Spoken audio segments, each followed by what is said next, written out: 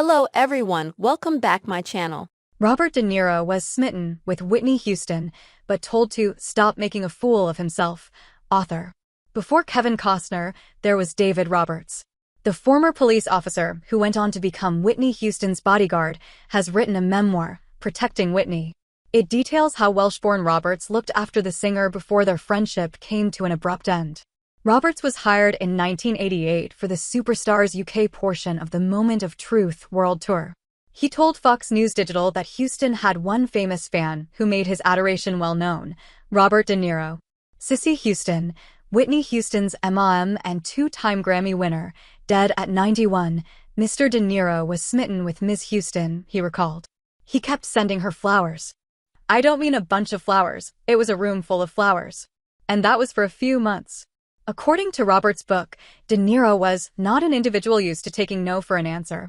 However, the Raging Bull star was no match for Houston's mother, singer Sissy Houston. She called him up, Roberts claimed.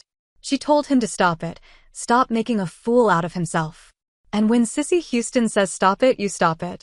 That was the end of that. At the time, according to Roberts' book, Houston was dating Eddie Murphy. A spokesperson for De Niro, now 81, didn't immediately respond to Fox News Digital's request for comment about Roberts' claims. Houston herself once recalled how the Oscar winner attempted to win her over. During an appearance on The Byron Allen Show in 1990, she described how De Niro followed her all the way to London.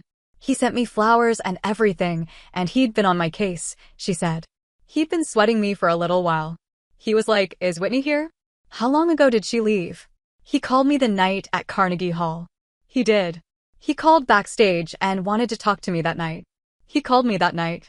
He was a little bit shy, so he didn't want to come to the show because he shies away from the public eye, she gushed. But he sent me some flowers and stuff, and he wanted to get to know me better. But he's going with Tookie Smith. At the time, Houston claimed that De Niro wanted to do a movie with her. It's a really good script, and I'm looking at it, she said. I think he's a wonderful actor. One of the best. There was another Bobby who did make Houston swoon, Bobby Brown.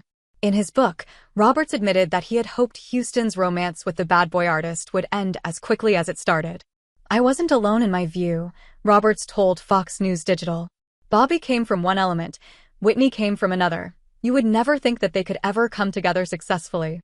He could not come up to her standards. So she went down to his standards to make him feel comfortable in her environment, he claimed.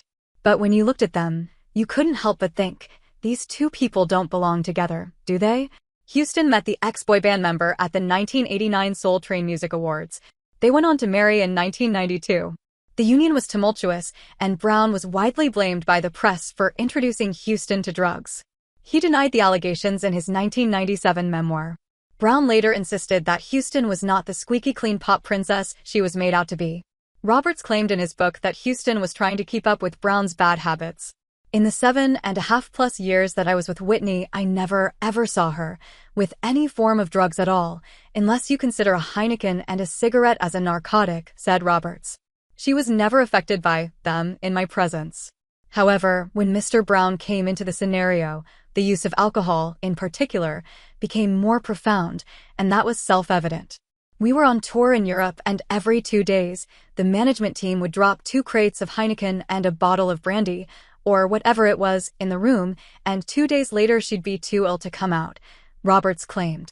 And that was the touring scenario, and that was bringing her down, in everybody's view. It was not complimenting her. It was not helping her. Brown and Houston welcomed a daughter, Bobby Christina Brown, in 1993.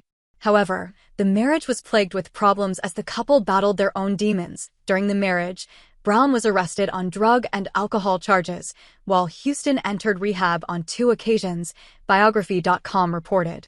According to the outlet, Brown was arrested in 2003 for allegedly striking Houston. She supported him in court, and he wasn't convicted. The singer denied ever hitting her. The pair separated in 2006, and their divorce was finalized in 2007. But Houston continued to be plagued by addiction. Her famous voice deteriorated through the years due to cocaine use, the New York Times reported. Brown quit hard drugs while he was incarcerated in 2000, but he continued to struggle with alcohol addiction throughout.